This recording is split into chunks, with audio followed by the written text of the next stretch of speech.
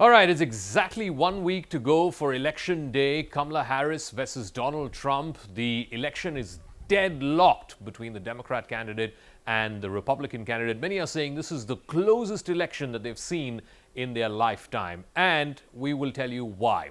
Look at the latest CNN polling, the monthly tracker that CNN has put out. The month of October 2024, it is an absolute dead heat. 47% say they'll vote for Harris, 47% say they will vote for Trump. The problem for Harris is that she had a lead, a bigger lead a month ago, a month and a half ago. That has now been narrowed by Trump. If you look at the same CNN polling tracker from September of 2024, and Harris had a good September. She had a good debate, the ABC News debate, where she clearly emerged the winner. She had a 1 percentage lead in the CNN tracker in September, 48% Harris to 47% Trump. But if you go back all the way to July, just around the time that Joe Biden decided to pull out of the race and Harris became the official candidate from the Democratic Party, she was at a deficit of 46%.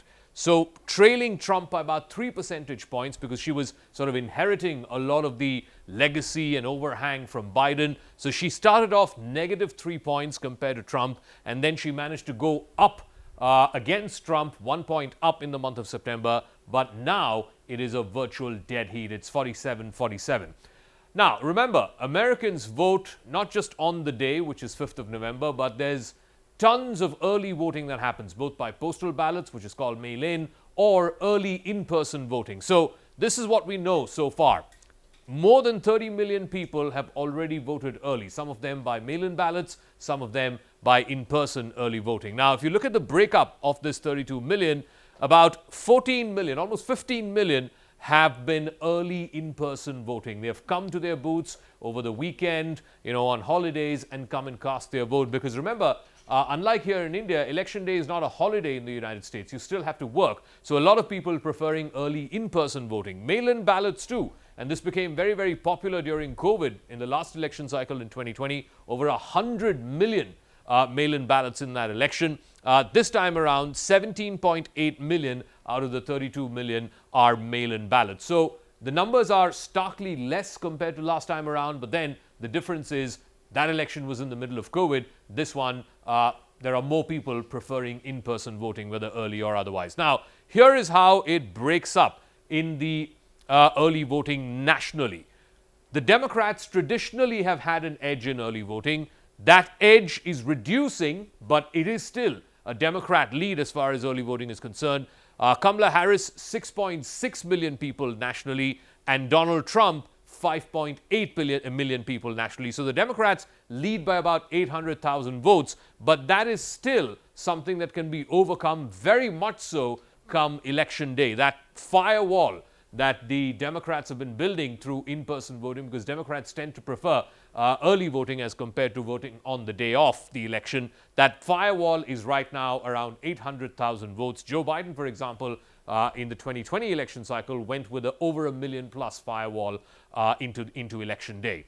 Let's talk about the battleground states. How are they showing the early vote? If you look at the state of Pennsylvania, and this is the most critical state according to many opinion pollsters, Harris has to win Pennsylvania to win the presidency. 1.2 million ballots have been cast in Pennsylvania. So far, the Democrats seem to be doing pretty well in Pennsylvania. Harris getting almost 6 out of 10 votes, 59% for Harris, 30% for Donald Trump. In fact, the Democrat lead is over 380,000 votes. So going into polling day, if they have a 400,000 firewall, the Democrats should be feeling good about Pennsylvania, which is the biggest battleground state, 19 electoral college votes, a state which is a must-win for Kamala Harris. If you look at Nevada, here the situation has changed.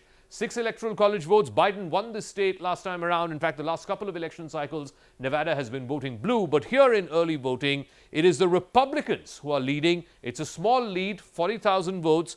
Donald Trump, 40% vote, and Harris, 35% of the almost 700,000 votes that have been cast so far. The Republicans have managed to improve their early voting ground game to take a lead against the Democrats in the state of Nevada. It's a smaller state, just six electoral college votes, but it is a blue state. It was a blue state in the last election. In the cycle before that, now it looks like Harris might have to lose that state of Nevada.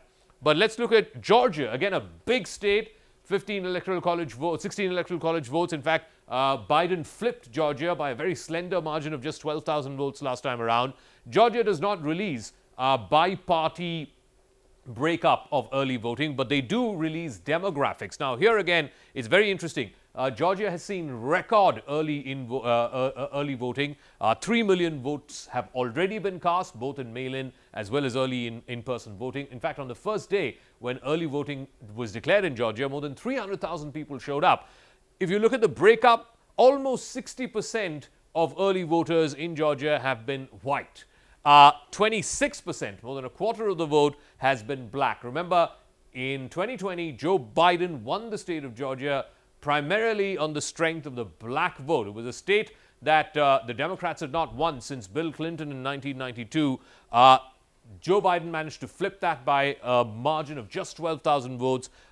Trump had famously hit out against the Secretary of State of Georgia, saying he was falsely declaring Biden the winner. He stood by his ground. He stood by the vote count. Biden carried that state narrowly. Out of the 3 million early voters in Georgia, 59% white, 59% white, and a quarter of the vote are blacks. Also, let's take a look at another key statistic in early voting, and this could point in a direction which might be concerning for the Republicans, because women are outnumbering men by a substantial number, by about 8 percentage points nationally. More women are casting their vote than men. In fact, if you look at this, this particular figure, and if you break it down for elderly women above the age of 65, this goes up by a couple of percentage points. It goes up to 56%.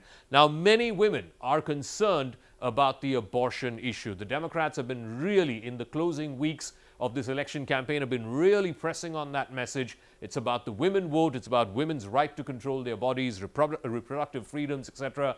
Look at all of the rallies that Harris has attended in the last few days, closing out her argument with Beyonce in Houston, campaigning with Gretchen Whitmer of Michigan, campaigning with Michelle Obama. She's been hammering home the point that this election is about women. We saw this in the 2022 midterms. Suburban white women were the key difference, the key demographic that tilted the scales for the Democrats. They're hoping that women will come good again in this election cycle. So this number might even out by election day. Traditionally, women have preferred early voting as opposed to voting on the day off. This will even out closer to 50-50. But in this, if women are voting in larger numbers for Harris because abortion is the top issue for them on the ballot, that is something that the Republicans might need to pay some attention